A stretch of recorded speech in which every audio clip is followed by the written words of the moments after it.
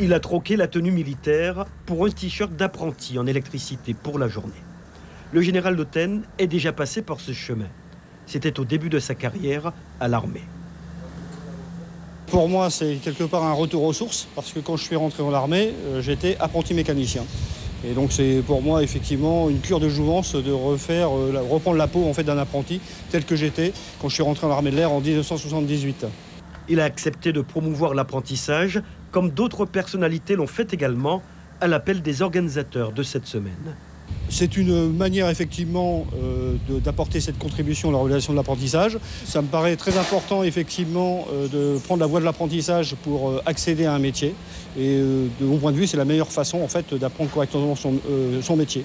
Nous, on veut que ça change. Il faut que tout le monde sache qu'on peut être ingénieur par le biais de l'apprentissage. Et même si on commence par être apprenti et qu'on prépare un CAP, on peut, si on a envie, terminer cadre dans une entreprise et surtout pouvoir obtenir des diplômes qui sont reconnus par l'État.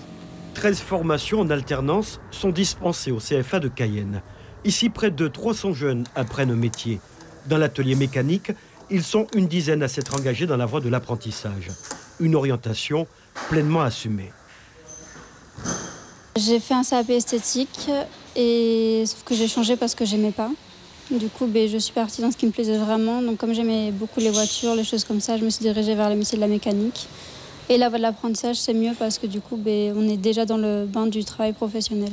Au niveau d'un bac, c'est que des stages. Et l'apprentissage, on est vraiment dans le métier.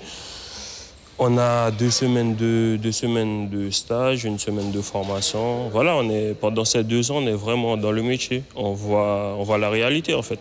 Malgré l'absence de statistiques sur l'insertion professionnelle des apprentis en Guyane, le CFA affirme toutefois que la plupart des jeunes obtiennent un contrat de travail à la fin de leur formation. Reste cependant un problème, celui des ruptures de parcours, qui représentent un tiers des apprentis chaque année.